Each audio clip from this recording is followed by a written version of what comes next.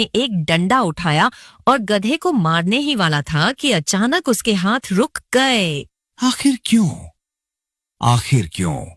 क्यों जमींदार की फसल मैंने जानबूझकर खराब की है रामू? इसके पीछे मेरी एक योजना है। गधे के मुंह से इंसानी आवाज सुनकर रामू चौंक गया। वो डरते हुए घर के अंदर भागा और सारी घटना अपनी पत्नी को बताई। क्या वास्तव में इसने इंसानी आवाज में बात की? हाँ गौरी वास्तव में। गौरी रामू के साथ गधे के पास आ पहुंची। तुम्हारे पति से ही कह रहा हूं। हे भगवान, ये क्या देख रही हूं मैं? रामू, जाकर इस गधे को जंगल में छोड़ आओ। पता नहीं ये कौन है। ये गधा नहीं, जरूर कोई राक्षस या पिशाच है। नहीं, मैं ना कोई राक्षस हूं और ना ही पिशाच। तो फिर तुम हो कौन? अगर मैं तुम्हें खुद बताऊंगा तो तुम यकीन नहीं करोगे। इसीलिए चाहता हूं कि तुम आज रात मेरे साथ जमींदार के खेत चलो और मेरी मदद करो। नहीं, मैं जमींदार के खेत में नहीं जाऊंगा। गौरी ने गधे की आंखों में गहरी उदासी देखी और उसके मन में अचानक करुणा जागी। ना जाने क्यों मुझे लगता है हमें गधे की बात माननी चाहिए। है हाँ, पहली बार तुमने कुछ कहा है गौरी। तुम्हारी बात मैं जरूर मानूंगा। ठीक है, मैं चलूंगा। लेकिन हाँ, तुम्हें वहां कोई हरकत नहीं करनी है, समझ गए? हम समझ गया।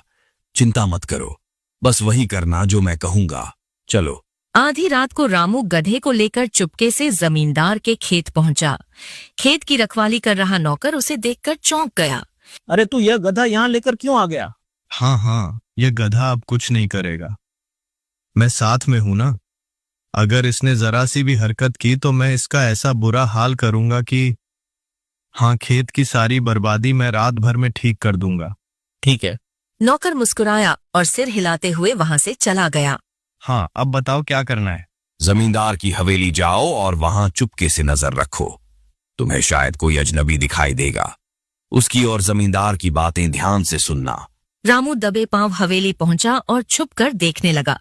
तभी एक नकाबपोश घुड़सवार हवेली में दाखिल हुआ। रामू चौंक गया और अंदर घुसकर सुनने लगा। आओ मंत्री जी, आओ। तुम्हारा ही इंतजार था। अरे लेकिन मैं कैसे मान लूं कि मेरा काम हो गया है? देखिए मंत्री जी, मैंने एक पहुंचे हुए तांत्रिक से कहा था। उसने राजा विक्रम को अपनी तंत्र शक्ति से गायब कर दिया है।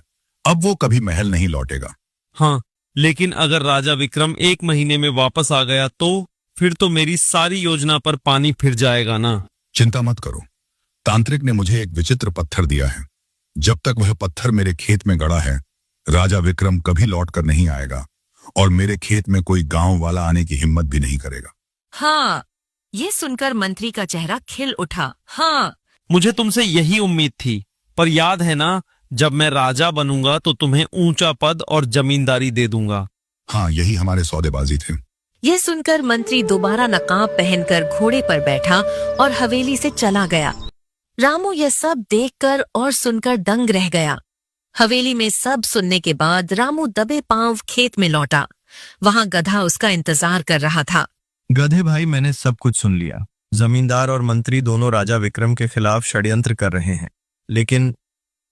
लेकिन आखिरकार उन्होंने हमारे राजा को गायब कहाँ किया है? मैं इस रहस्य को पहले से जानता था। इसी कारण मैंने जानबूझकर खेतों में तबाही मचाई ताकि जमींदार तुम्हें यहां लाए और फिर मैं तुम्हें हवेली पर नजर रखने के लिए भेज सकूं। हो, मतलब तुम सब कुछ पहले से जानते थे? हाँ, अगर तुम्हें अपने राजा को बचाना है तो अब एक ही रास्ता है, उस खेत में दबे हुए पत्थर को ढूंढना। रामू का दिल जोर जोर से धड़कने लगा। हाँ, अगर मामला मेरे राजा की जान का है तो मैं पीछे नहीं हटूंगा। मंत्री की शक्ल से ही झूठ झलक रहा था। अगर वह राजा बन गया तो सारी प्रजा मुसीबत में पड़ जाएगी। मैं खोजूंगा उस पत्थर को, चिंता मत करो। पूरी रात रामू खेत में इधर उधर तलाश करता रहा। अंधेरे में मिट्टी खोदता, घास उलटता और उम्मीद लगाए। आखिरकार सुबह की पहली किरण में उसकी नजर एक अजीब पत्थर पर पड़ी जो रंग बिरंगी किरणों से चमक रहा था। हाँ, यही है वो पत्थर। हाँ, यही वो शापित पत्थर है। अब इसे लेकर चलो साधु महाराज के पास। रामू गधे को साथ लेकर सीधा उस साधु के पास पहुंचा जिसने उसे गधे के बारे में बताया था। उसने पूरी घटना सुनाई और पत्थर साधु को सौंप दिया। देखो रामू, इस पत्थर में असीम तांत्रिक शक्ति है। अब देखो इसका अंत। ओम। साधु ने पत्थर को जमीन पर रखा और मंत्रोच्चार करने लगा। अचानक पत्थर से चिंगारियां उठी और आपकी लपटें फूट पड़ी। देखते ही देखते पत्थर राख में बदल गया। तभी जमीन हिल गई और रंग बिरंगी रोशनी के बीच गधा बदलने लगा गई। हे भगवान, ये क्या हो रहा है? और अगले ही पल गधे की जगह एक वृद्ध लेकिन तेजस्वी राजा खड़े थे। वही राजा विक्रम। राजा विक्रम तो इसका मतलब आप ही गधे के रूप में थे। देखा रामू, मैंने तुमसे पहले ही कहा था ना कि तुम्हारी किस्मत में राजयोग लिखा है। मैं अभी तक कुछ समझा नहीं साधु महाराज। बात बहुत साधारण है रामू। राजा विक्रम की कोई संतान नहीं है और इसी बात का फायदा राजा का मंत्री उठाना चाहता था, लेकिन वो सीधे तौर पर राजा पर आक्रमण नहीं कर सकता था। इसीलिए उसने दूसरा रास्ता चुना। उसने हरियापुर गांव के जमींदार की मदद ली और उसे राजा विक्रम को रास्ते से हटाने के लिए राजी किया। जमींदार तंत्र मंत्र में ज्यादा रहता था, इसीलिए वह एक तांत्रिक से मिला। उसने तांत्रिक के सामने यह प्रस्ताव रखा कि काले जादू से राजा विक्रम को खत्म कर दो, मगर तांत्रिक ने कहा कि मैं कुछ ऐसा करूंगा जिसकी कल्पना भी किसी ने नहीं की होगी। जब भी राजा विक्रम शिकार करने जाए तो मुझे बता देना। कुछ दिन बाद जब राजा विक्रम शिकार करने गया, तभी तांत्रिक वहां पहुंचा और अपनी शक्तियों से राजा विक्रम को गधे में परिवर्तित कर दिया और उसका असली रूप एक विचित्र पत्थर में कैद कर दिया। और वह पत्थर जमींदार को दे दिया और कहा उसने कि जब तक यह पत्थर तुम्हारे पास रहेगा, राजा विक्रम महल नहीं पहुंच पाएगा। मगर तांत्रिक यह नहीं जानता था कि समय बदल भी सकता है। एक दिन राजा विक्रम गधे के रूप में मुझे मिला और उन्होंने अपनी सारी व्यथा सुनाई। मैंने राजा विक्रम को भरोसा दिलाया कि समय आने पर सब ठीक हो जाएगा। और रामू, आगे की कहानी तो तुम जानते ही हो। हाँ चलिए ठीक है, महाराज सुरक्षित हैं, यह सुनकर मैं बहुत खुश हूं।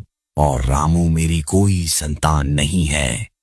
तुम ही मेरे उत्तराधिकारी हो और तुम ही इस राज्य के अगले राजा हो। राजा विक्रम रामू के साथ उसके घर पहुंचे और सारी घटना गौरी को बताई। गौरी बहुत खुश हो गई।